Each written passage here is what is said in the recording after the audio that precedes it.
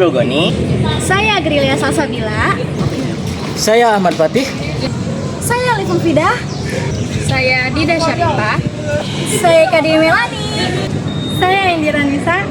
Kami dari kelompok 2 kelas 4A Pendidikan Agama Islam akan melaksanakan pengabdian kepada masyarakat di Pondok Pesantren Nihayatul Amal Rawamerta, Karawang dengan mengangkat tema pendidikan anak menurut Al-Quran dan tafsirnya.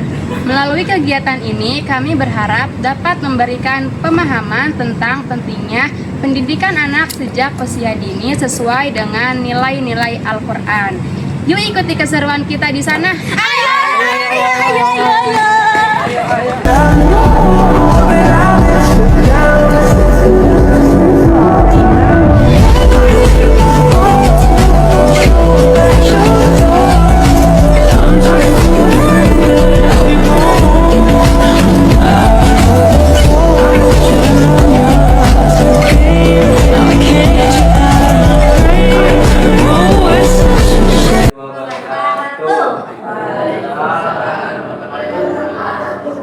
Gimana kabarnya?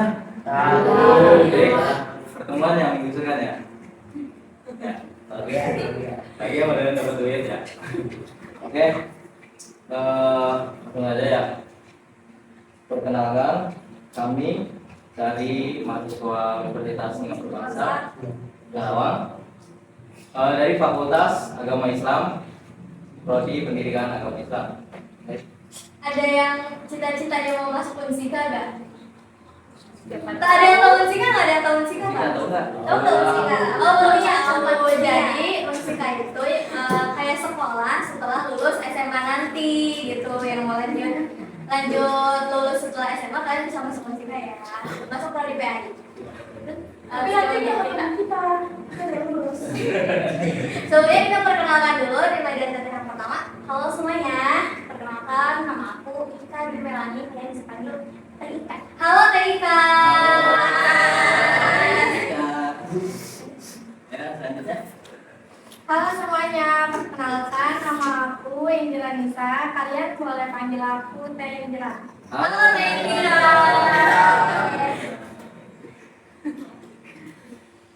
Baik, sebelumnya perkenalkan nama aku Dida Syarifah. Kalian bisa panggil aku Dida. Ya, salam kenal semuanya. Salam kenal Teh Dida. Halo semuanya. Halo semuanya. Perkenalkan nama aku Agrilia Salsabila, biasa dipanggil Agril. Salam kenal semuanya.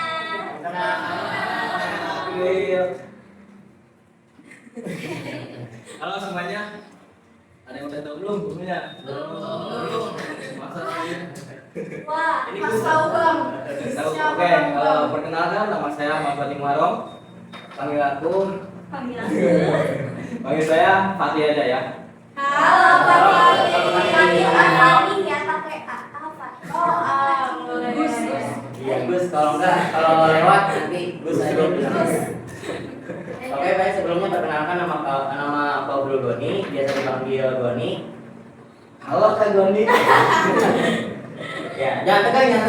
Santai aja. Ya mau ngobrol aja. Iya. Ya. Ada ya? Dan terakhir, Oke, terakhir aku perkenalkan nama aku Alif Mufidah. Aku biasa dipanggil Lipe. Halo Kak. Kok ada suaranya sih ya bang? Nih, pokoknya nanti setelah aku selesai, kalian aku tanya berapa orang dari ujung situ, tante-tante itu namanya siapa? Makanya harus diperhatiin ya. Ulang. Hai semuanya. oke, gitu dong semangat. Perkenalkan, nama aku Alif Mufidah. Aku biasa dipanggil Lipe. Halo.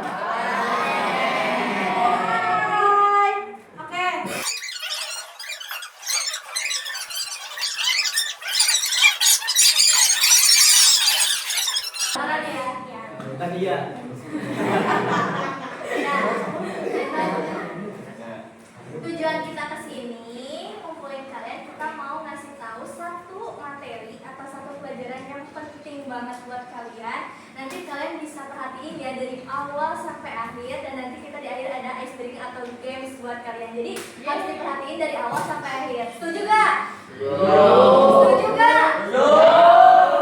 Oke. Kita serahkan ke pemateri yang bakal ngejelasin semua materi di awal sampai akhir, yaitu Teh Lipe dan juga Algoni. Kepada Teh Lipe dan Algoni, kami silakan. Kami pamit undur diri.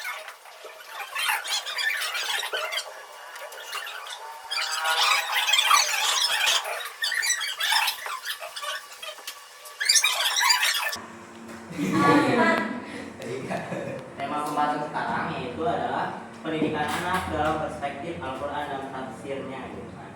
Jadi di sini kita akan menjelaskan bahwa pendidikan anak itu seberapa penting gitu. Pendidikan itu seberapa penting bagi anak-anak khususnya gitu kan. Tentunya dalam perspektif Al-Quran atau dalam pendapat Al-Quran gitu kan. Nah, di sini ada pengingat bagi kita ya sahabat-sahabat. Nah, yang di sini anak-anak merupakan amanah dari Allah, betul kan? Anak-anak merupakan amanah. Nah, yang harus dijaga tentunya. Makanya di sini nggak boleh ada bullying gitu kan di pondok tentunya ya. Nggak boleh ada bullying, nggak boleh ada perundungan gitu kan. Jadi kita harus sama rata gitu kan. Gitu. Kalau di pondok tuh duduk sama rata, berdiri tanpa raja gitu. Sama halnya kayak anak pang gitu, sahabat-sahabat. Gitu. Terus yang harus dijaga tentunya ya, dan dididik dengan sebaik-baiknya. Nah, kalian dititipin ke pondok ini tentunya untuk dididik gitu kan. Makanya kalian keluar dari sini harus menjadi orang-orang yang terdidik gitu. Nanti tuh kalian kalau keluar dari sini, kalian akan menjadi cermin gitu bagi masyarakat. Kalian tuh akan dipandang masyarakat sebagai orang berpendidikan gitu. Makanya jika kalau keluar kalian pakai pakaian harus harus rapih lah gitu ya, pakai sarung gitu kalau santri makan, pakai kopiah gitu lah. Nah, terus dengan sebaik-baiknya, karena setiap anak yang lahir dan menjadi harapan orang tua itu akan menjadi harapan orang tua. Anak kalian itu sebenarnya pasti gitu kan, pasti kalian itu menjadi harapan orang tua kalian gitu.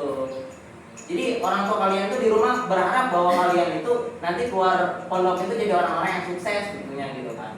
Nanti melanjutkan ke pendidikan selanjutnya S1, selanjutnya lagi S2, selanjutnya S3 gitu, sampai kalau bisa jadi profesor gitu, berbesar gitu kan. Agar bermanfaat bagi masyarakat dan bangsanya guna melanjutkan cita-cita yang diinginkan dan digapai. Pasti kalian juga punya keinginan kan atau cita-cita gitu kan. Nah, gimana caranya? Ya caranya belajar. Misalkan kalian pengen jadi dokter, nah kalian gelutilah dalami gitu kan. Ilmu-ilmu IPA gitu kan. Tentunya ada kan di MTS atau di Alien nanti kan, di jurusan kepada ilmu IPA, IPS, agama gitu. Tentunya kita masuk sekarang ke pembahasan pertama. Kelihatan ya? Nah, menurut kalian nih, pengetahuan apa yang paling penting untuk diajarkan sejak ini? Nah, lihat tuh, teman-teman ada akhlak, tauhid, sama ilmu pengetahuan umum. Nah, Menurut kalian apa nih? Akhlak. Kenapa akhlak? Gak apa, jangan takut. Jawabnya jangan rombongan ya, angkat tangannya. Ya, angkat tangan. Perkenalkan. Perkenalkan saya. Ini gitu. Nah, kenapa akhlak? Coba. Iya, kita nggak bakal gigil kok.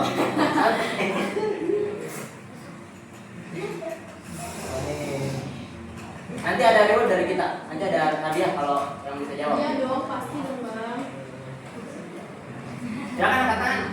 Yang peci putih tadi. Oh, enggak. Kenapa akhlak?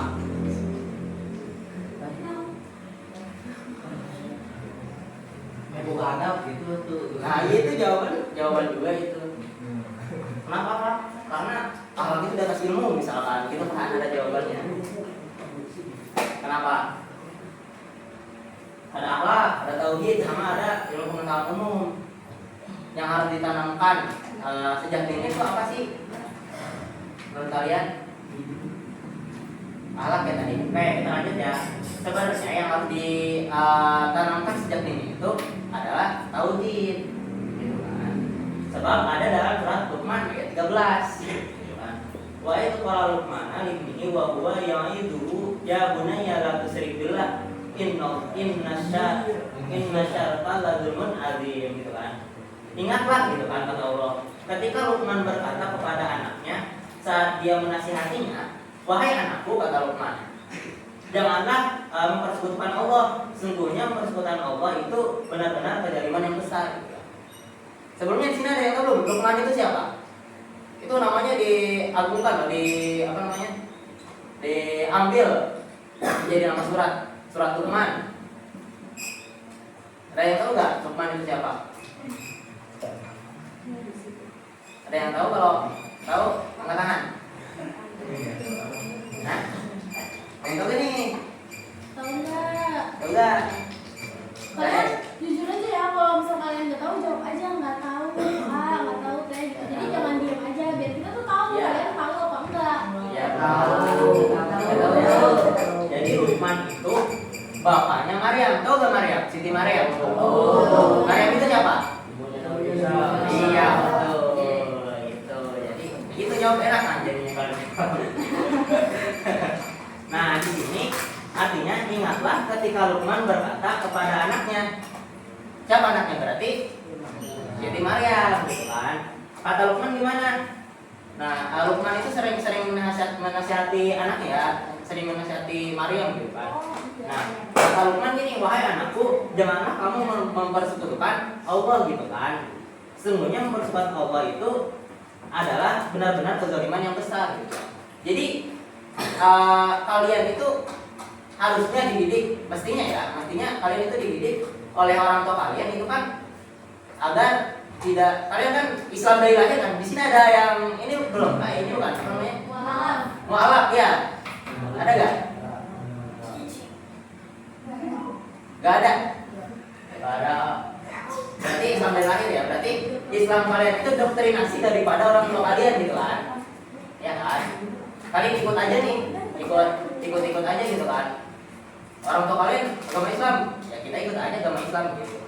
Nah di pondok ini kalian pasti menemukan jati diri kalian. Islam itu apa sih? Ada kan di pelajaran pelenggaran kalau nggak salah Islam? Gimana pelenggaran Islam? Islam. Iya, pelenggaran Islam.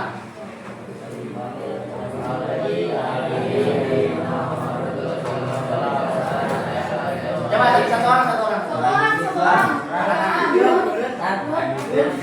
Boleh. Al-Islamu wa dinul ladzi ja'a bihi wa sayyidina Muhammad sallallahu alaihi wasallam bisa ada di masa ini mari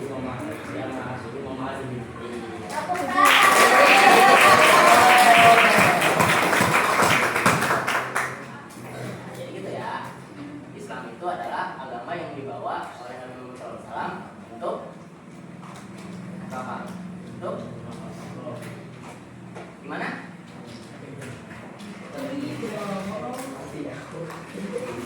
Bahasa Sunda gak apa-apa, bahasa Sunda.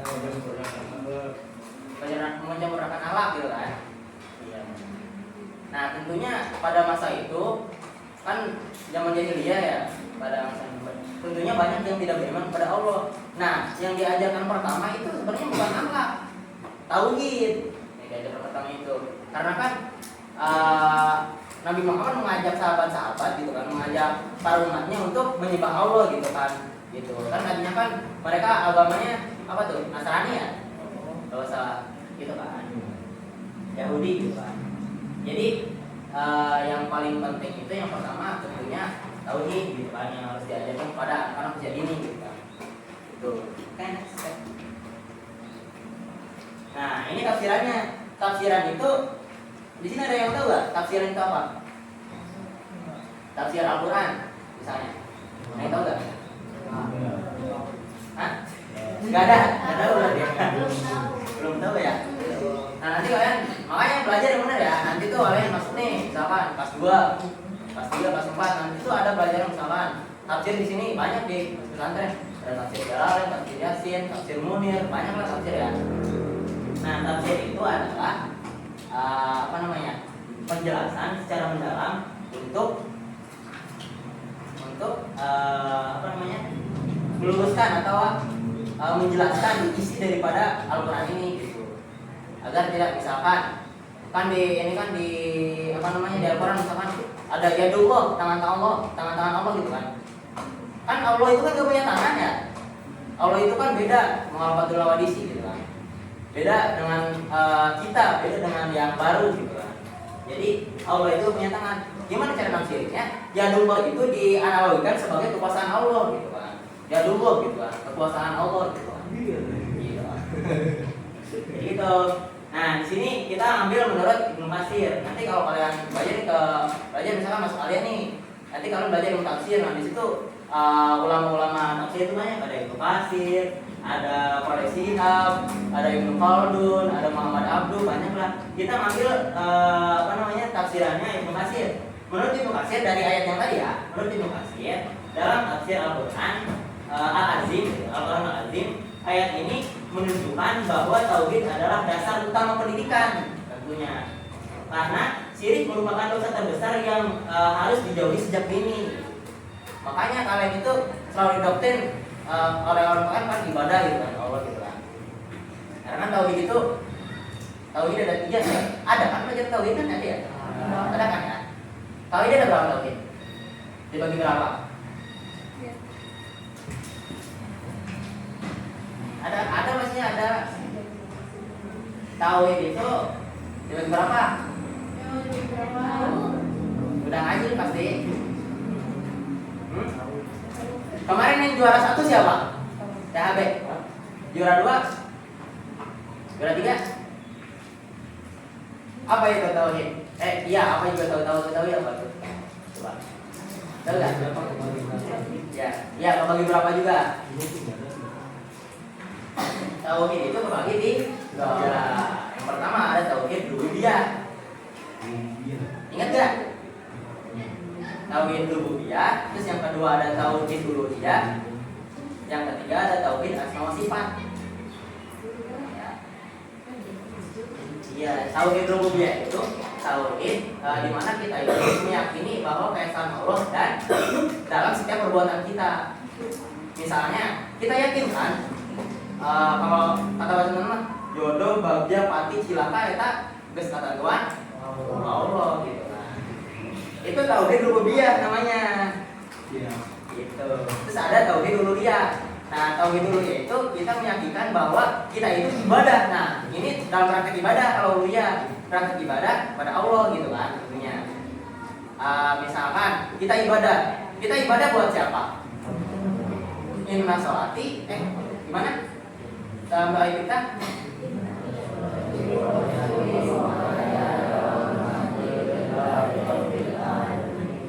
Inna sholati, sesungguhnya aku ibadah, wa nusuki, wa mahyaya, wa mamati, sesungguhnya aku hidup, wa mamati dan mati lillahi rabbil alamin. Tentunya untuk Allah gitu kan. Gitu. Nah, terus di sini ada menurut tafsiran Qori Shihab. Ada yang tahu Qori Shihab? Dan bapaknya ini Najwa Shihab. Tahu gak Najwa Shihab? Iya, reporter. Kalian tahu acara Mata Najwa? Di TV itu ada. Iya. Ini tuh bapaknya Qori Shihab, bapaknya Najwa Shihab. Oh iya, ini ada yang tahu nggak? Biasanya banyak di berita TV ya. Tahu kan? Ini anaknya. Iya, Najwa Shihab.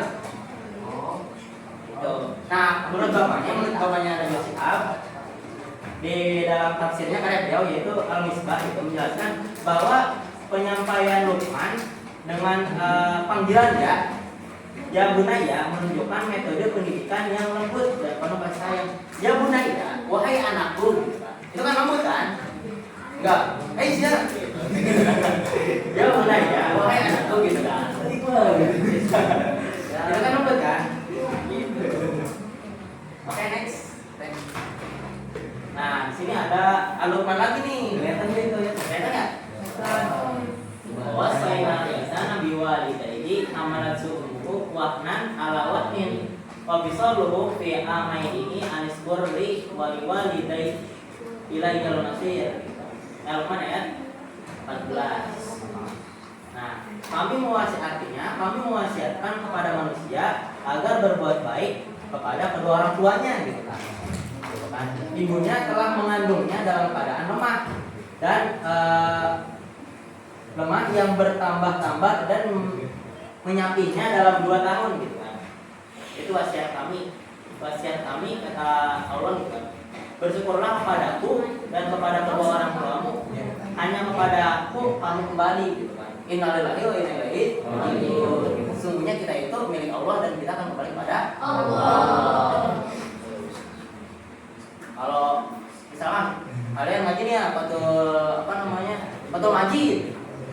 Nah, Fathul Majid, tahu kan? Pernah dengar kan nama kitabnya?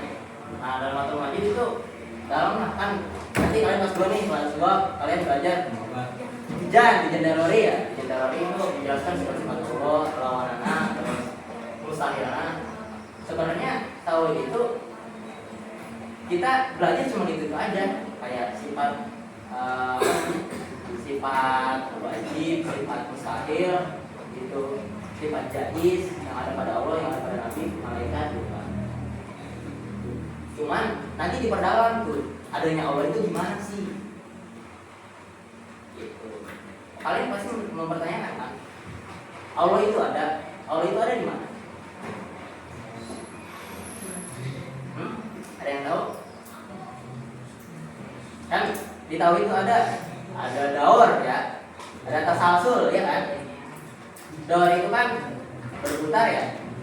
Misalkan Allah ini butuh ke Allah ini, misalkan Allah A butuh ke Allah B butuh ke Allah D, Allah C butuh ke Allah D, terus sampai terus ke Allah A lagi. Kalau Allah ada banyak kan pasti tasalsul, pasti daur gitu kan, pasti berputar, pasti butuh sesama yang lain. Makanya Allah itu satu. Dan adanya Allah itu menurut Abu Hasan Al-Asy'ari, ya kan ya? Iya. Ya, Abu Hasan Al-Asy'ari ini kata beliau. Adanya Allah itu gini. Kita itu sebenarnya tidak ada. Kalian ini nggak ada kalau nggak ada Allah. Tapi kalian itu diadakan oleh yang ada. Yang ada sebelum lafaz ada itu ada, maka yang ada sudah ada. Dan lafaz ada itu ada karena ada yang ada. Lafaz tidak ada digunakan karena ada yang ada gitu kan. Maka yang ada adalah yang ada. Pasti gak paham kan? Oh iya gitu. Sama orang kira. Jadi Allah itu adanya melebihi yang ada. Sebelum lafaz ada Allah udah ada. Sebelum lafaz tidak ada Allah udah ada. Gitu. Jadi itu kalau kalian bisa ngaji Fathul Majid, terus ke atas lagi, itu nanti seru lah pokoknya ya. Makanya kalian ngaji yang benar gitu. Tuh ini wasiat daripada Luqman sama wasiat Allah, bersyukurlah kepada orang tua, padaku kata Allah, dan kepada kedua orang tuamu. Maka kalian harus nurut ya ke orang tua kalian ya, suruh mondok, suruh belajar, jangan malas. Oke, semangat ya. Karena kan ada nih dalam Al-Quran surat apa ya lupa. Pokoknya ayat ini nih, waladina jahadu fina lana dialahum subulana. Kata Allah ini, siapa yang bersungguh-sungguh di jalan kami kata Allah, gitu kan? Maka akan kami tunjukkan kepada mereka jalan-jalan kami kata Allah gitu kan. Tentunya jalan-jalan benar. Misalkan kalian di sini sungguh-sungguh nih, Allah akan membuka jalan-jalan lurus itu untuk kalian gitu. Yang penting kalian belajar dengan sungguh-sungguh gitu. Oke, lanjut. Nah, menurut wasiat lagi nih, ini tafsirannya dalam tafsir Al-Misbah ya. Nah, ayat ini menekankan pentingnya pendidikan akhlak, khususnya kepada orang tua sebagai bentuk penghargaan atas pengorbanan mereka gitu. Terutama ibu yang telah mengandung dan menyusui gitu. Kan pernah dengar kan bahwa al-ummu madrasatul ula gitu kan. Ibu itu adalah madrasah pertama bagi anaknya gitu kan. Pasti kalian kan diajari misalkan kata-kata pertama misalkan mama, papa gitu kan. Itu kan yang ngajarin itu kan orang tua kalian gitu kan. Itu kan ibaratnya madrasah pertama, sekolah pertama bagi anak-anaknya gitu. Jadi yang ngajarin itu orang tua kalian. Sebenarnya ya kewajiban orang tua itu ada 3. bagi anaknya nih. Yang pertama itu ngasih nama. Kalian punya nama kan? Ya. Pasti kasih nama. Terus yang kedua apa? Ada yang tahu? Ada yang tahu? Hah? Ini orang tua kasih nama. Terus yang kedua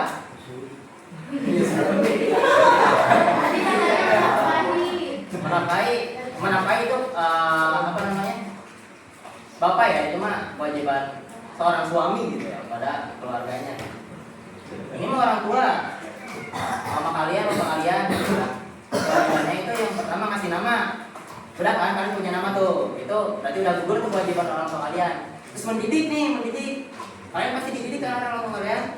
Sebenarnya yang wajib mendidik itu bukan pesantren, bukan sekolah, bukan apapun itu. Yang wajib mendidik itu orang tua kalian sebenarnya, gitu. Karena mungkin ya orang tua kalian gak sanggup untuk mendidik, gitu kan. Kewalahan mungkin orang tua kalian kerja, gitu kan. Jadi agar anaknya menjadi orang-orang yang bermanfaat kelak, gitu kan. Maka kalian itu dititipkan di pondok ini supaya menjadi orang-orang yang hebat, orang-orang yang benar, gitu. Terus yang ketiga, kewajiban orang tua itu apa? Menikahkan anaknya. Mantap. Apa namanya? Ulah sian teu kawin gitu. Lamun hayang kawin kita ka kolot, pae kawin gitu.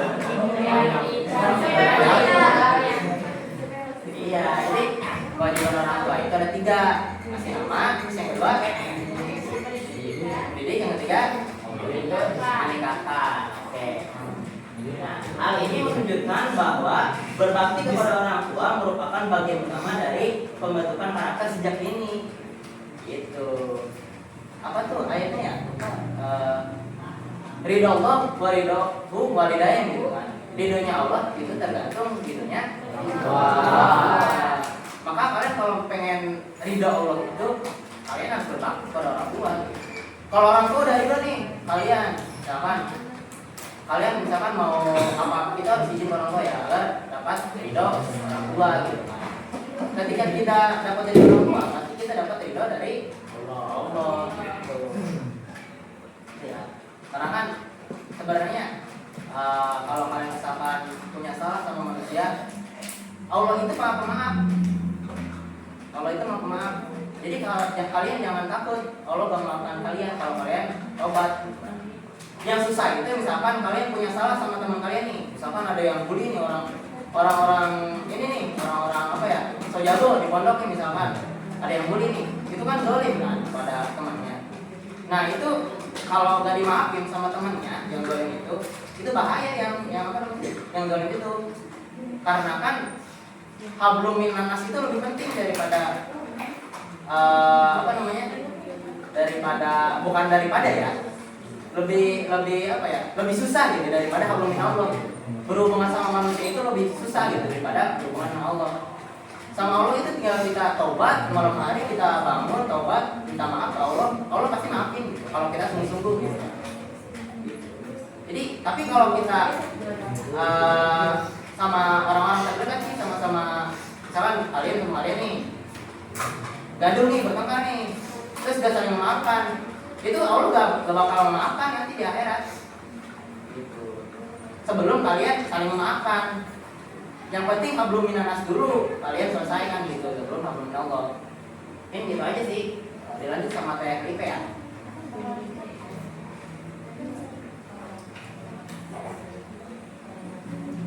Sepi banget. Aku mau dengar suara kalian dong. Kalau aku bilang hai, jawabnya halo. Kalau aku bilang hai, jawabnya halo. Kalau aku bilang halo, jawabnya oke, bagus. Jangan bengong ya, tapi perhatiin. Kalau misalkan kalian jenuh, kalian ngantuk, bilang aja, kayak aku jenuh, pengen pakai cara lain dong belajarnya. Gitu. Kalau aku nanya, jawab. Kalau aku nanya, ngerti nggak, tahu nggak, jawab. Apa adanya aja kalian. Kalau kalian nggak ngerti, kayak belum belajar. Kalau kalian udah ngerti, boleh angkat tangan, kenalin diri kalian, jawab pertanyaan yang Ipe lontarkan gitu ya. Kalau miknya kurang boleh minta. Iya, boleh minta ya. Jangan malu, jangan malu. Hai. Oh. Halo, hai, halo. Oke, lanjut. Setelah tadi ada Quran surah Luqman ayat 13 dan 14, di sini ada Quran surah Luqman ayat 17. Kenapa loncat? Ya karena setelah di 13 dan 14 ini ada kaitannya dengan ayat 17. Boleh nggak aku minta satu perwakilan dari kalian untuk baca ayat 17 ini? Siapapun. Kelihatan nggak? Kelihatan nggak? Kalau nggak kelihatan boleh aja. Berdiri nanti maju. Ganti izin. Pasti ada remote-nya kok. Nanti dikasih hadiah. Ya, yuk.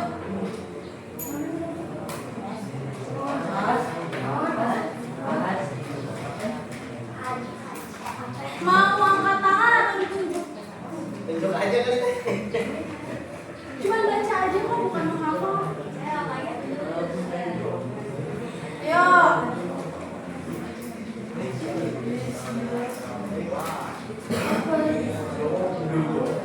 Ayo, waktu kalian mau sholat Jumat ya? Mau makan, mau istirahat?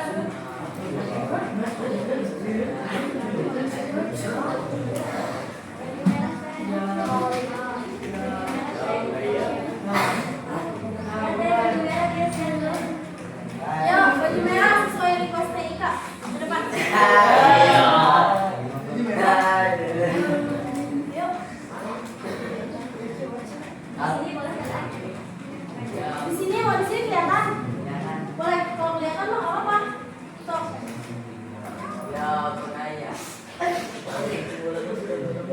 Jangan diketawain dong. Yang kenceng dong suaranya laki-laki.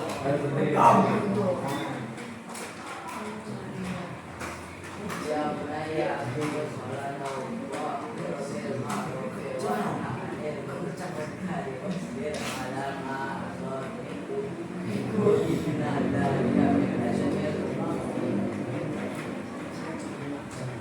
Kedengeran nggak? Kedengeran nggak? Kalau nggak kedengeran berarti ganti orangnya.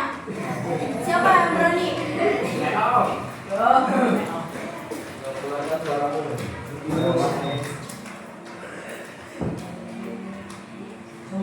Ayo waktu. Kamu. Ya, baca. Panjang pendeknya harus bener ya. Suaranya.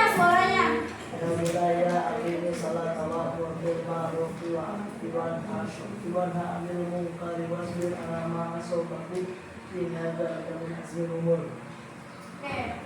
Ini Quran surah Al-Luqman ayat 13. Bukan Al-Luqman tapi Luqman aja.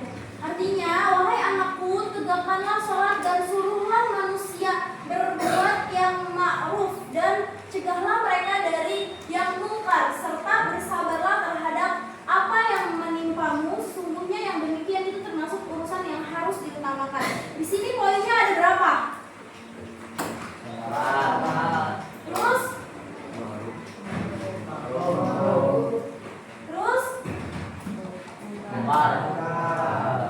Satu lagi? Oke, berarti poinnya ada? Kita jelasin satu-satu ya. Menurut Mahbah Az-Zuhail, tafsir Al-Munir, kalian udah belajar tafsir Al-Munir belum? Oke, berarti nanti akan belajar. Berarti kalian harus fokus ya, biar kalian bisa ngebuktiin nih apa yang Teh Lipe bilang hari ini benar gak sih ada di tafsir Al-Munir. Kalau misalkan, kalau misalkan gak ada, berarti Teh Lipe ngarang gitu ya. Nah, yang pertama, setelah Luqman menanamkan tauhid dan akhlak di ayat sebelumnya berarti ayat berapa? 13 dan 14. Berarti perhatiin, bagus. Kepada anaknya, pada ayat 17 ini, ia melanjutkan pendidikan dengan membiasakan ibadah, khususnya sholat sebagai bentuk ketaatan kepada Allah. Hal ini menunjukkan bahwa pendidikan dalam Islam berlangsung secara bertahap. Setelah Luqman mengajarkan kepada anaknya tauhid, nah setelah itu dia mengajarkan perbuatan atau melaksanakan sholat. Karena sholat itu hal yang fundamental, hal yang dasar untuk kita sebagai muslim. Begitu. Sebentar.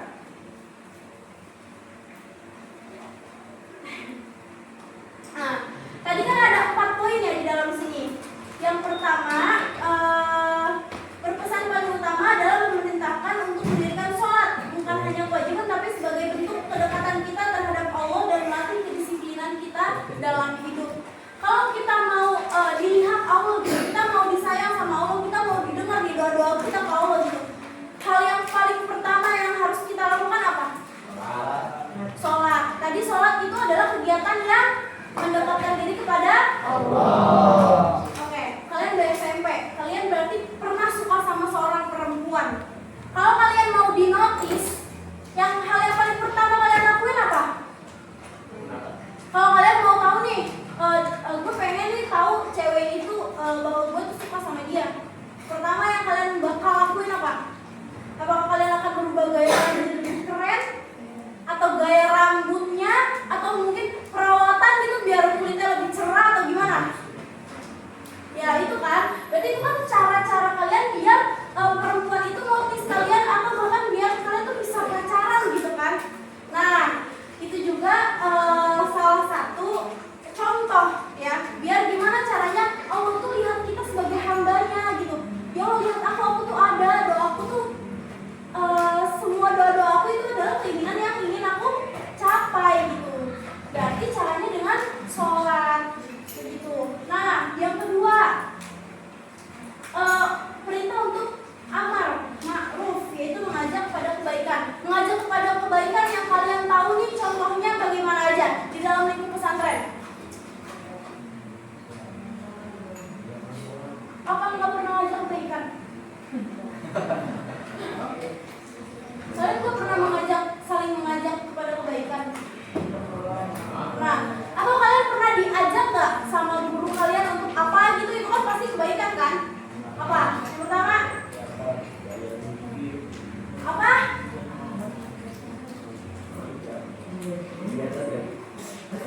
Yang pertama itu biasanya kita kan sholat berjamaah. Itu kan pasti ada apa ya bahasanya? Kalau di sini apa bang? Dibrak-dubrak tuh apa? Iya, Dibrak-dubrak kan? Nah itu juga mungkin kedengarannya kayak kasar gitu. Kok nyuruh sholat begitu gitu ya? Tapi itu adalah salah satu bentuk amar ma'ruf, mengajak kepada kebaikan. Selain itu, buang sampah pada tempatnya. Karena kalian tahu bersih itu kan sebagian dari iman gitu. Kalau misalkan kita mau ibadah, tapi kita habis masuk got, jijik nggak? Ya harus kayak gitu ekspresinya, harus kayak gue. Keceplosan. Jijik nggak? Selain jijik, yaitu yang nggak boleh juga karena aturan sholat itu kan harus suci, harus bersih, gitu. Selanjutnya yang ketiga adalah, yang ketiga tadi apa? Boleh slide selanjutnya? Belum, maaf sebelumnya. Yang ketiga, nahi mungkar, menjauhkan larangan yang buruk, gitu kan? Nah, nahi mungkar itu apa aja contohnya?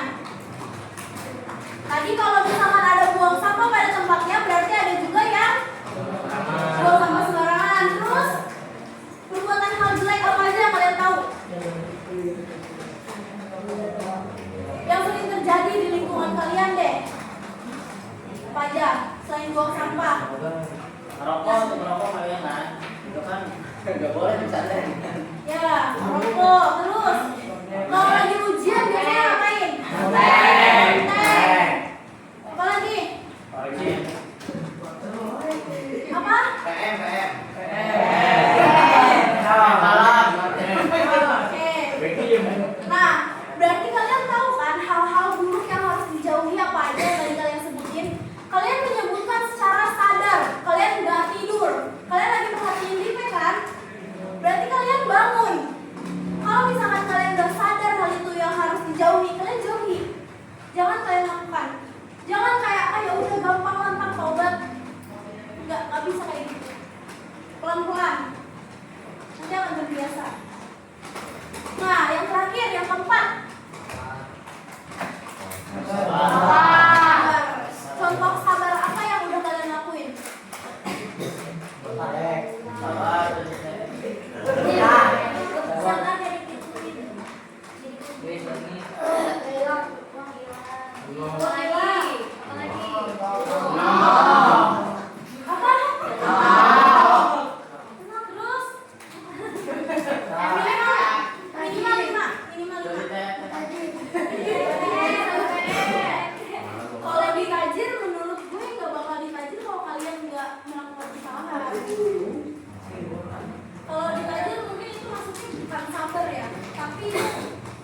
timbal balik. Hajar berarti hilang, baru 3. 2 lagi.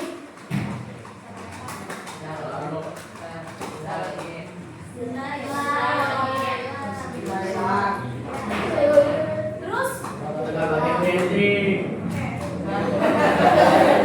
Alhamdulillah banget ya.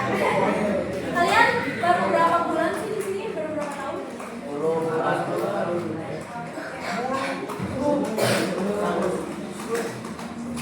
Nah, contoh konkret yang Lipe ambil di sini. Hai. Contoh konkret yang Lipe ambil di sini adalah sabar menghadapi ujian. Banyak banget kan selain ujian pondok, kalian ujiannya banyak kayak tadi belum transfer, sudah hilang itu segala macam. Nah, kalau misalkan kita bisa sabar, Allah tuh pasti bakal lihat kita. Oh, Mbak gue sadar nih, sebenarnya dia diambil. Tapi jangan gara-gara sendal diambil kalian ngambil punya orang. Tuh hilang. Hilang poin sabarnya. Sekarang Jumatan pada ngambil segala baru. Oke.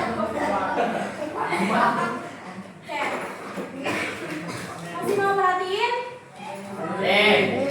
Nah, kalau di sini nilai-nilai pendidikan dalam Quran surah Luqman ayat 13.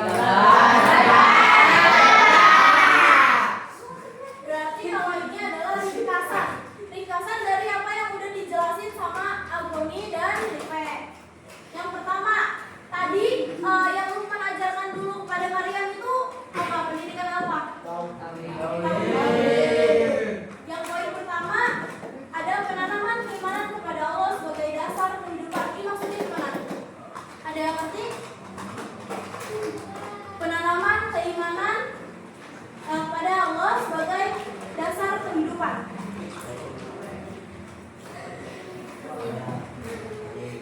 Gimana?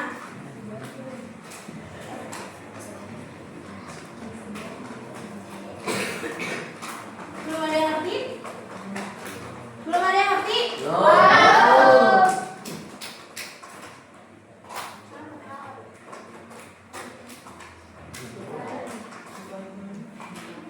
Nah, contoh yang pertama, kalian harus ingat-ingat ya.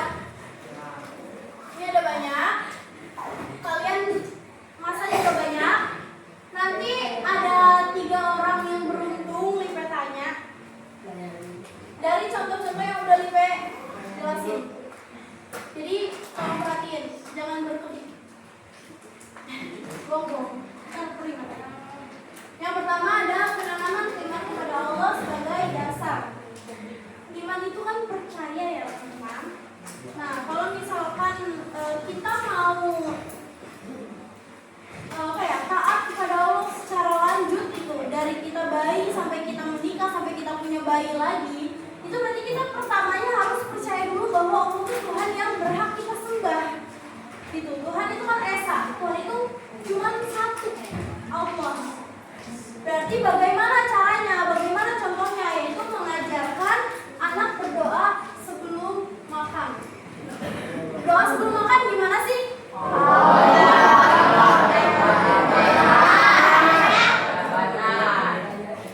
Dari awal kalimat aja Allahumma barik lana. Ya Allah berkahkanlah. Dari awal berdoa aja udah minta diberkahin. Berarti kita percaya Allah ini maha kaya, bisa memberikan kita keberkahan. Gitu. Yang kedua, pembentukan keyakinan untuk menjauhi perbuatan syirik. Syirik yang kalian tahu tuh gimana? Menyekutukan Allah. Terus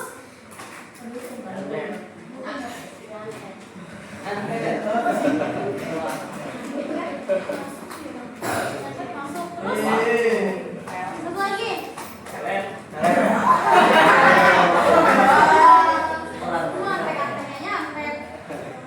Ya itu masuk ya, karena kalau kita udah iman, kita udah yakin, kita akan percaya bahwa Allah itu satu-satunya Tuhan yang berhak disembah. Semuanya nggak ada yang berhak, semuanya bohong, cuma Allah doang yang berhak. Kalau misalnya kita udah yakin,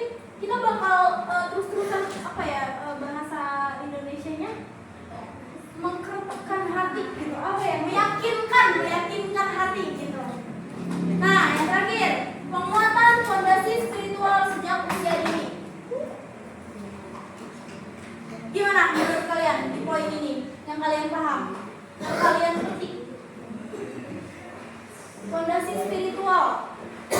Kalian punya adik? Ya. Yang punya adik siapa? Angkat tangan. Nah, biasanya mama kalian suka ngajarin apa nih ke adik kalian, bahwa begini nih cara mengingat Allah. Sholat. Ngaji. Puasa. Tapi mungkin kalau misal adiknya baru 3 atau sampai 5 tahun belum ya. Ada lagi, tapi itu masuk ke apa? Berdoa. Nah, berdoa. Benar. Bahkan sekedar apa ya bahasanya, anak kecil itu kan biasanya berdoanya gimana sih? Anak kecil berdoanya minta apa? Minta jajan. Nah, itu juga salah satu cara penguatan fondasi itu. Seenggaknya anak itu tahu kepada siapa dia berdoa, pada siapa dia memohon, kepada Allah. Begitu. Itu contoh kecilnya ya. Selanjutnya ada nilai akhlak. Penanaman sikap berbakti kepada orang tua. Contoh berbakti kepada orang tua apa aja? Membantu. Terus tidak merepotkan juga. Masuk. Terus kalau kalian pulang, kalian kesini atau kalau kalian dijenguk, pertama kalian lakuin pertama kali hal sekecil itu kalian udah jawab. Gimana hal besar lainnya pada orang tua? Yang pertama itu salam ya. Salam tuh wajib banget, cium tangan, minta ridho, kita doain kepada kedua orang tua karena kita mau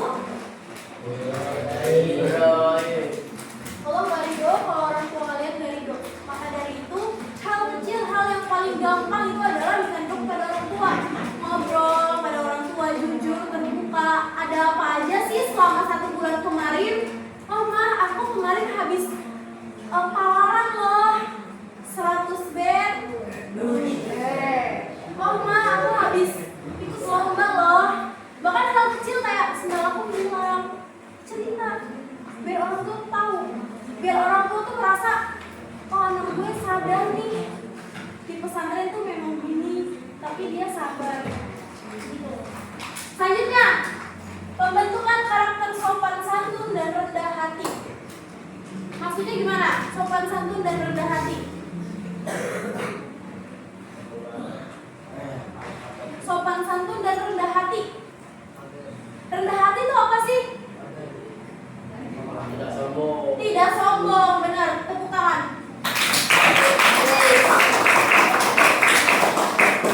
Tidak sombong. Ini kalian tawarannya apa sekarang? Jurumia. Oke. Misal yang ini jurumianya udah bab Marifat ini. Iya,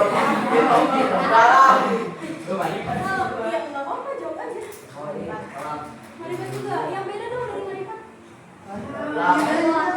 Yang jauh yang mana? Oke, bagus. Awamil, kasih paham awamil. Nah, yang awamil ini jangan sombong ke Marifat ya. Itu salah satu bentuk nilai akhlak. Kalau kalian mau kelihatan kalian berakhlak atau enggak, salah satunya adalah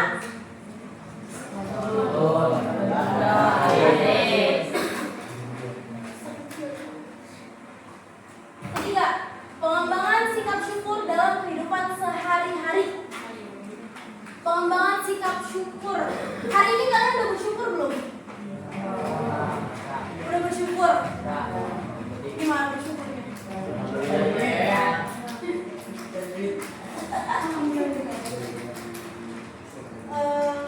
Sebenarnya syukur tuh nggak alhamdulillah sih, cuma nggak semuanya alhamdulillah juga. Gimana ya maksudnya? Gimana ya?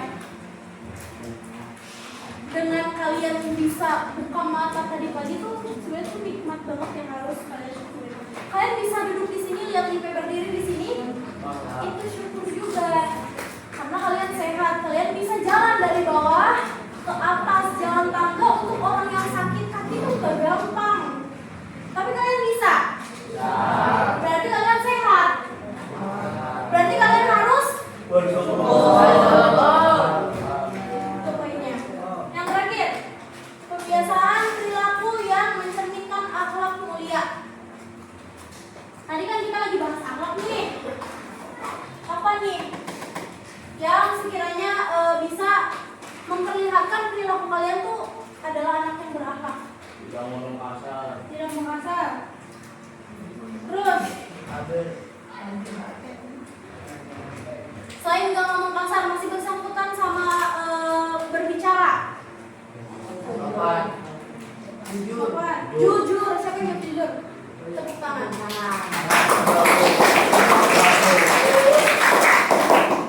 Poinnya jujur, karena dari jujur kita bisa meyakinkan orang buat percaya sama kita. Ya, ngerti nggak maksudnya? Karena gimana ya? Ketika kalian dijanjikan dengan orang yang tukang bohong dan dijanjikan dengan orang yang jujur, kalian percaya mana? Jujur. Jujur. Gitu. Padahal kalian cuma satu kali dibohonginnya sama mereka, sama dia yang menjanjikan kalian itu. Tapi kalian jadi nggak percaya kan? Karena dia pernah berbohong. Jadi kita harus selalu jujur dalam keadaan dan situasi apapun. Ini poin apa? Ibadah kalian ibadah? Tadi subuh sholat? Sholat subuh berapa rakaat? 2. Kebiasaan pelaksanaan ibadah khususnya sholat. Baru mulai udah ngomongin sholat itu untuk siapa? Ya kalau untuk kita. Kalau tuh gak butuh kalian cimit-cimit. Kalian tuh di mata Allah tuh segini nih, gak kelihatan. Makanya lindungi diri kalian dari api neraka dengan sholat. Allah mah bodo amat, kalian gak sholat bodo amat, gak penting. Toh nanti kalian akan menjadi topping neraka kalau gak sholat. Mau? Gue juga gak mau. Yang kedua, pembentukan sikap disiplin dan tanggung jawab. Disiplin itu apa sih? Disiplin itu apa? Masuk semuanya, walaupun udah tepat ya. Contohnya menyelesaikan tugas sekolah dan ibadah dengan baik. Iya tahu kalian pesantren sambil sekolah. Di sini ada yang mau sekolah? Sekolah semua? Ya. Oke. Berat gak? Pesantren sambil sekolah?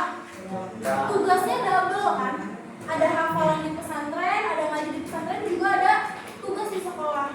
Tapi kalau misalkan kalian bisa manage waktu kalian dalam satu hari kan 24 jam, dan gak semuanya kalian ibadah terus, gak semuanya kalian dunia terus, kalian harus bisa manage waktu dalam 24 jam itu, walaupun memang berat ya. Nah kalau misalkan kalian udah terbiasa, itu kalian sedang menerapkan nilai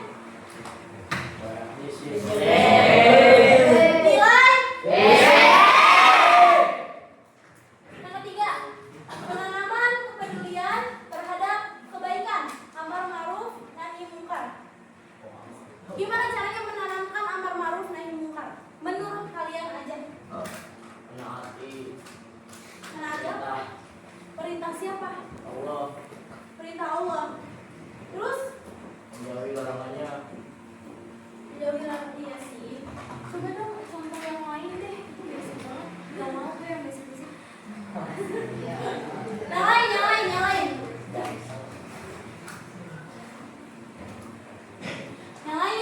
Tadi kan udah dijelasin tuh, tadi harus buang sampah pada tempatnya, jangan buang sampah. Kalau ujian jangan. Kalau sendalnya hilang jangan.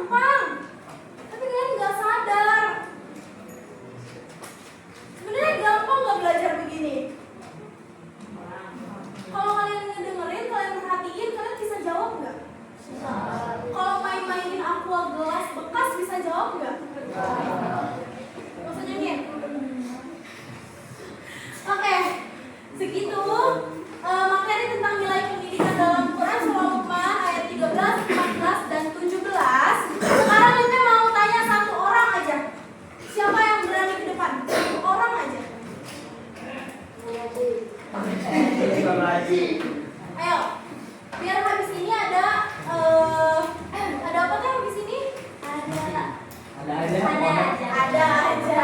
Semuanya. Setelah ini ada sesuatu yang seru banget, lebih seru dari penjelasan gue. Kalian seru kan dijelasin sama gue? Enggak.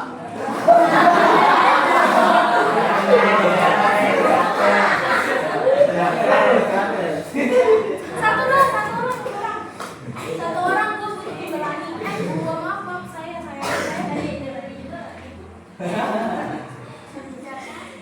Siapa? Ayo. Ayo. Kasih gunting dong. Itu.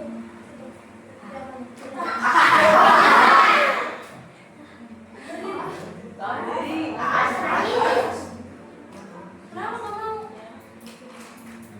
Oke, yang lain. Yang berani. Ya Allah, ada yang berani. Ya dong, masa laki-laki loh pemimpin. Kalian bakal punya istri. Ayo itu tuh. Kamu. Itu yang pensi nggak miring. Oh ini bagus. Dia tawarannya udah jauh. Kita tes dia beneran secepat itu enggak ya?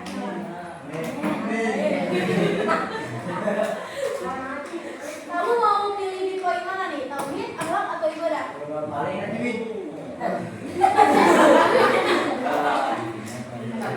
Kita. Sama ya, nanti dijelasin ya. Tajwid. Pilih mana? Tolong. Tauhid. Tauhid tuh lumayan repot ya? Enggak juga sih, maaf. Oke, di poin berapa kamu mau jelasin?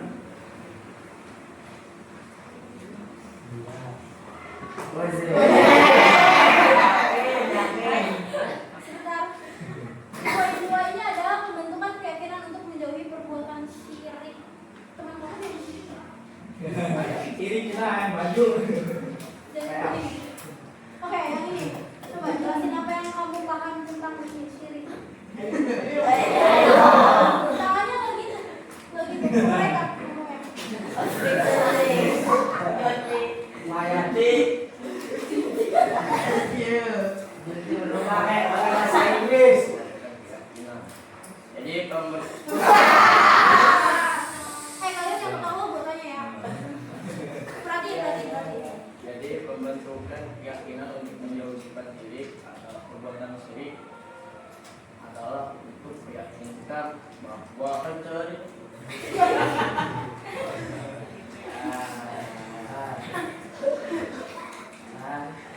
pembentukan keyakinan untuk menjauhi perbuatan syirik supaya termurtad.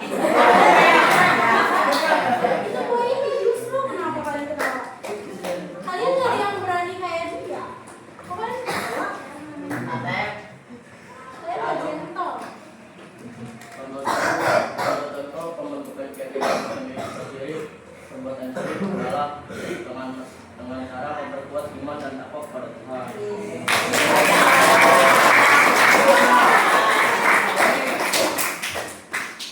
Contohnya seperti sholat, berdoa, ngaji, sering.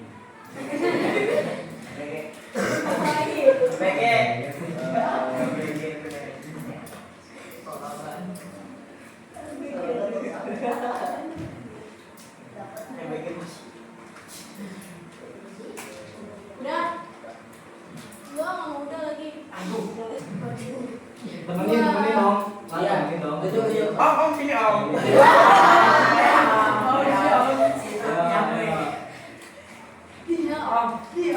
Buru, mungkin dipotong dulu. Bisa. Sal, kan sini sal.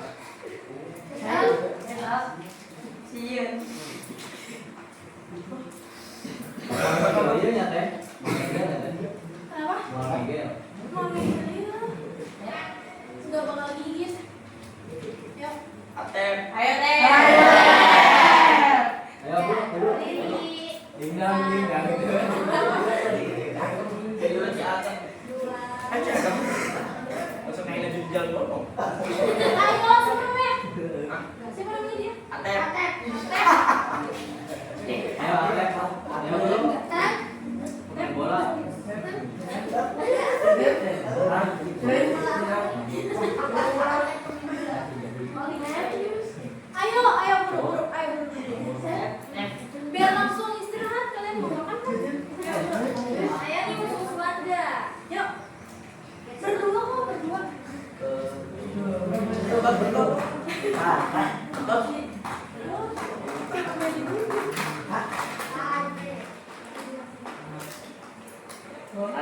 Atep. Nanti sebentar lagi juga kita mau. Ayo teh. Ayo Atep nanggal dulu. Ada temennya. Ya. Ayo ke bagian cair ya. Mandi ya. Ke bagian cair ya. Mandi tuh gerak.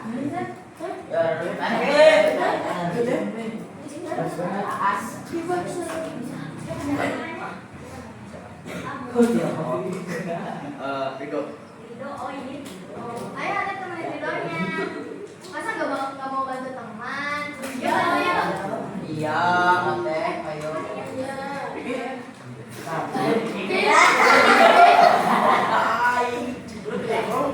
Ini bantu temennya yuk.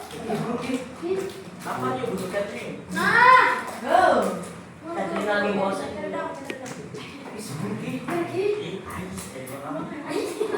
Ayolah.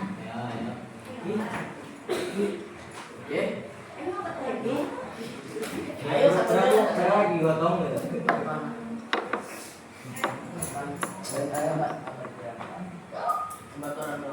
Udah. Cukup. Oh, belum tutup. Ada yang mau diomongin tuh buat mereka?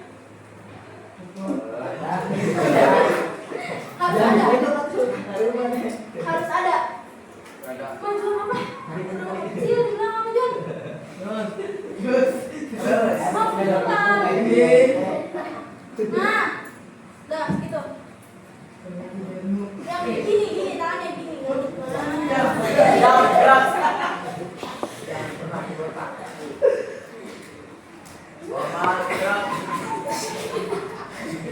Ayo maju, ayo.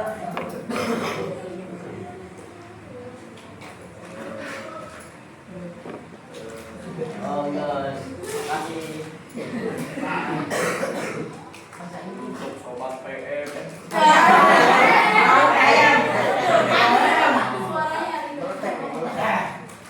Proteksi. Untuk teman-teman.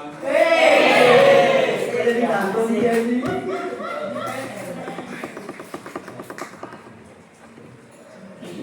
Kenapa kata-kata hari ini?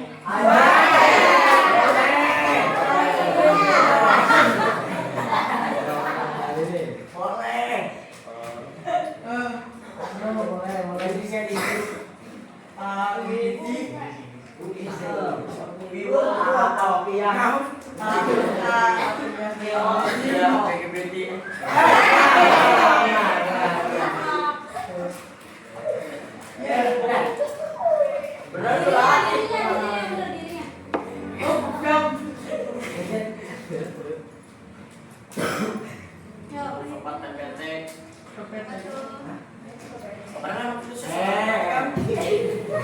Mas layangan. Sobat layangan.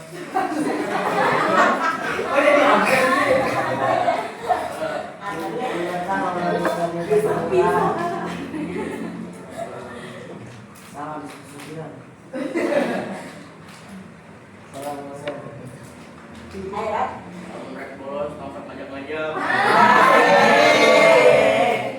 Ngomong bolos sama tentang layangan.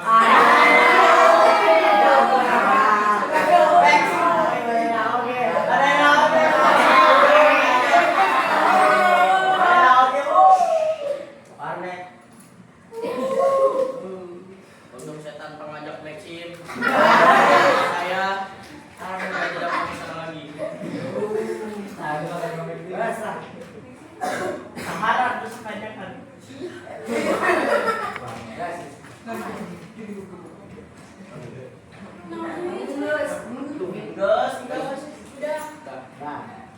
Udah, makasih. Terus kalau udah gimana?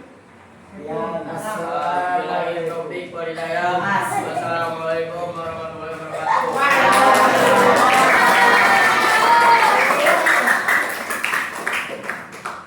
Terima kasih ya Rido, terima kasih teman-teman semua.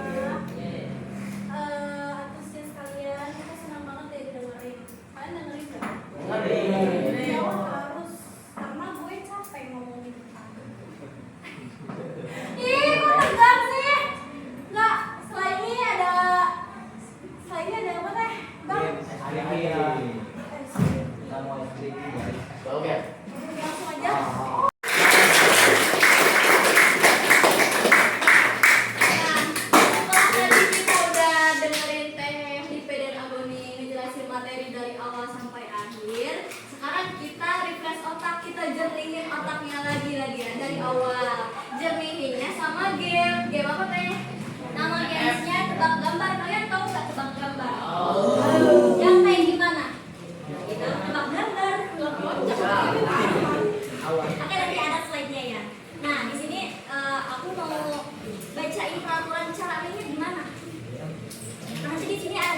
gambarnya ya, gambarnya.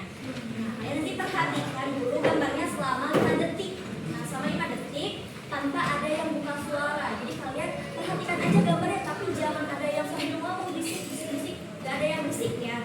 Nah, peraturan yang kedua, angkat tangan untuk menjawab setelah aba-aba hitungan ketiga. Jadi nanti kita akan menghitung perhitungan dari 1 sampai 3 baru kalian boleh angkat tangan. Tapi jangan ada yang menjawab sebelum angkat tangan ya. Kalau gitu gugur nanti. Gugur. Nah, kita akan mengambil jawaban dari yang paling tercepat angkat tangan ya.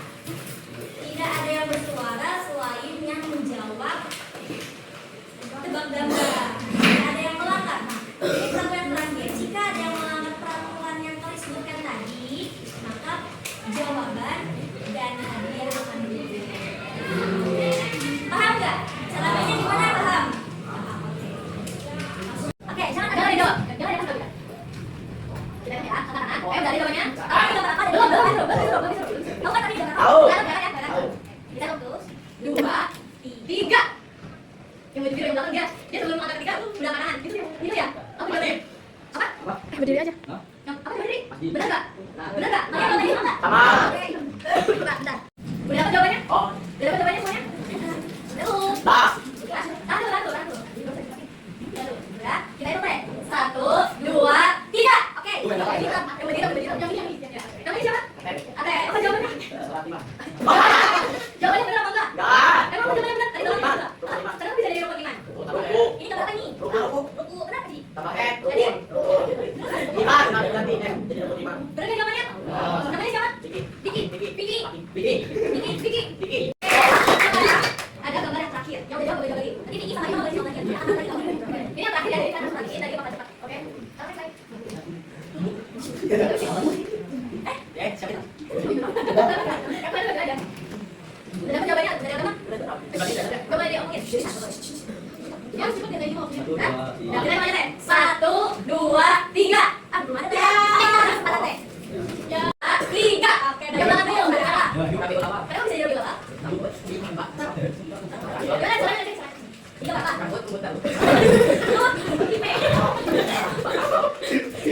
Jadi kalau digabungin jadi terus jadi Awal jadi awal.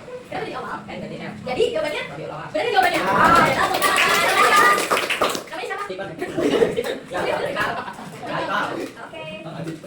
Sekarang kita coba sih ayo. Ayo mau nanya kalau ini bukan. Bukan ada yang bertanya, tapi harus bertanya. Ya. Mana Bebe? Atau tanya. Ayo, kita tanya kalau yang nanya. Mana?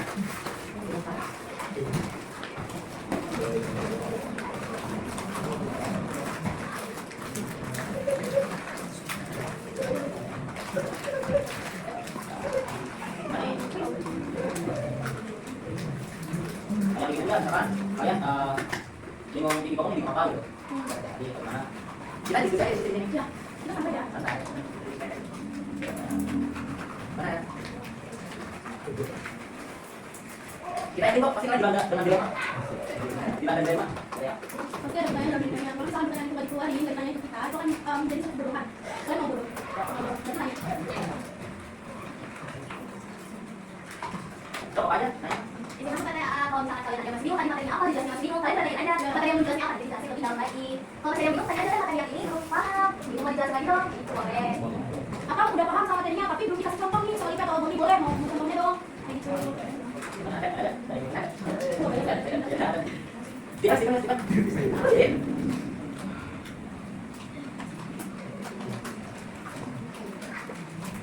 Ayo, sudah bisa. Saya langsung aja kok, udah yang bertanya, berarti udah mau selesai.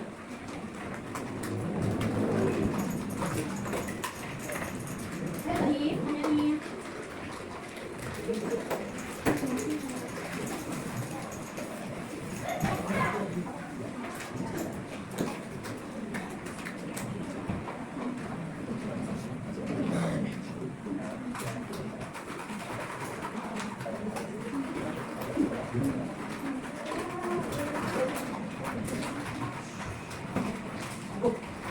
Ayo. Ada. Bentar deh, kalian diem aja. Kalau orang diem aja tuh ada dua kemungkinan. Sudah paham atau nggak paham. Kalian yang mana? Kalian yang paham atau yang nggak paham? Gimana? Yang paham atau yang nggak paham? Halo? Halo? Halo ya suaranya. Paham atau nggak paham? Diemnya kalian ini paham atau nggak paham? Biar saya tahu kalian ini kenapa? Apa paham? Apa paham? Apa lapar? Apa belum gosok gigi? Jadi malu udah ngomong.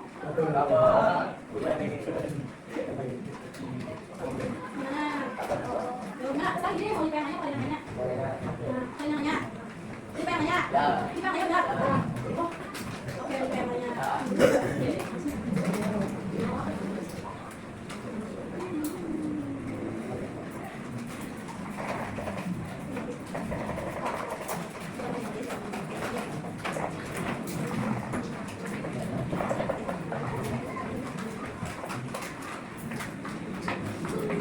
Ya ini yang tadi tuh yang tadi kan menurut kalian kan yang harus dilakukan sejak dini itu kan kelas ya.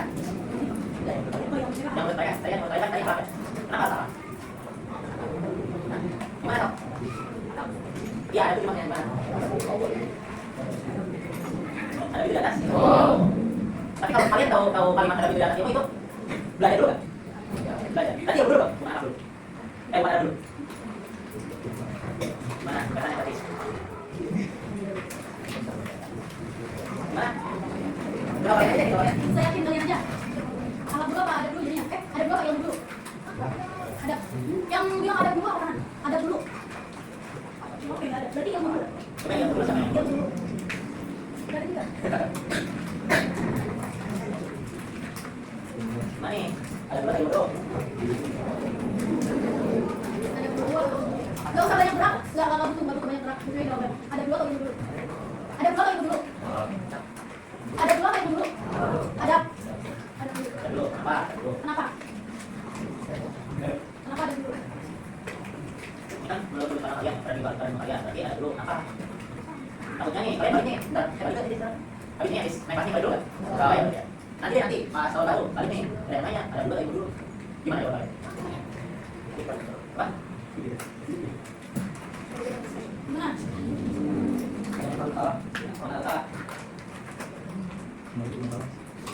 Karena itu kenapa? Karena kalian baru aja diskusi. Nah nih, kalian tahu dulu nggak? Ada yakin?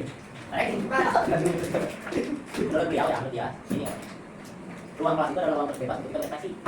Kalian mau bilang gimana aja kalau kelas itu boleh. Misalkan, Tapi ya bukan tema aja kalau kayak gitu. misalkan Tuhan itu ada 10.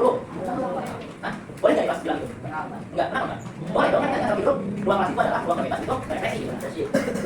Berekspresi itu bukan berarti ekspresi muka ya, tapi ekspresi apapun yang kalian bicarakan, apapun yang kalian tanyakan itu sah. Kalau misalkan kalian nanya sebenarnya Tuhan itu Allah apa Yesus sih?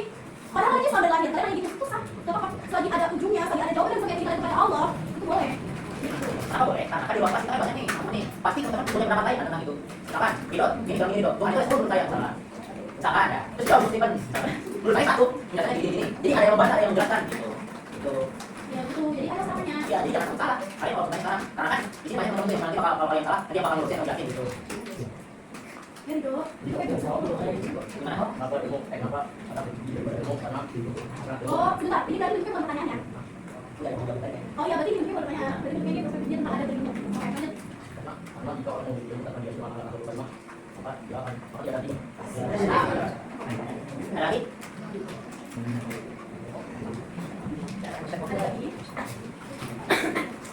Jadi apa kan ada perkataan negatif. Secara dikatakan memang ada itu lebih tinggi dari itu.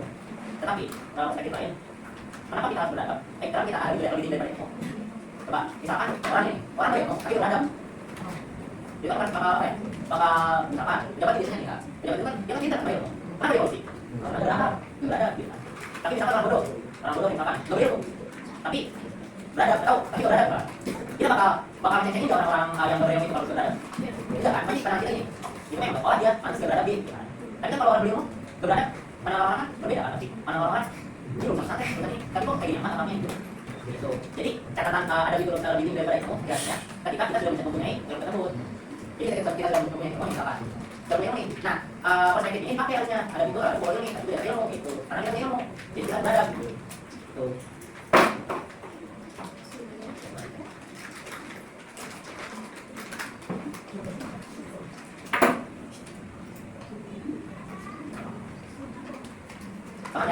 Semangat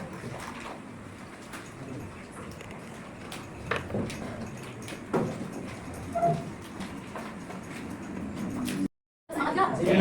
Jawabannya cuma 2, ya mau nggak? Apa? Masih pada semangat gak? Masih. Berarti mau ya dengerin juga bacain kesimpulan? Mau.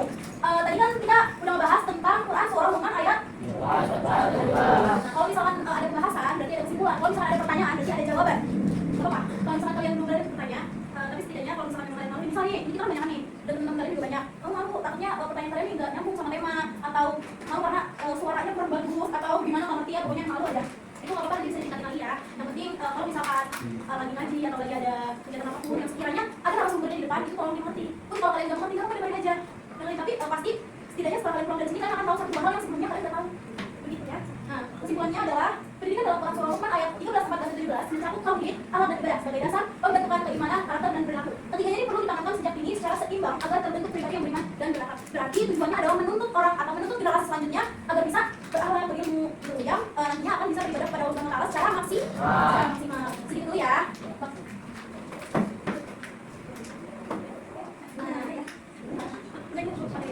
Ya, sekian ya penjelasan dari Medan Agoni. Kalau misalkan ada kurang-kurangnya mohon dimaafin ya. Karena kita juga sebenarnya masih belajar, ini sama kayak kalian cuma beda jenjang aja. Karena udah masuk sekolah, kalian masih sekolah. Begitu. Mungkin Mungkin pesan dari saya gitu. Kalian tingkatan nanti belajar itu apa namanya? Motivasi belajar kalian. Terus kalau ada sesuatu yang kalian bingung ini, jangan malu untuk bertanya ke pengurus, ke akang, ke siapapun itu yang menurut kalian yang punya lebih tinggi dari kalian. Toh itu sama kalian, gak apa-apa, jangan malu. Gitu. kalau misalkan kalian lagi kesel nih, misal Ridho lagi kesel sama Haikal, jangan ngomongin ke Asep, tapi ngomongin ke Haikalnya. Haikal kan suka sama sepatu yang tadi. Ini robot yang mandi, misalnya itu berburu banget yang langsung berjamaah. Lo udah boleh ya, biar nanti depannya kalian selalu rukun. Gitu itu pesan gue kayak pun tadi bisa nyanyi. Aja boleh ya. Terima kasih ya udah mendengar. Kita lanjut ke moderator. Terima kasih.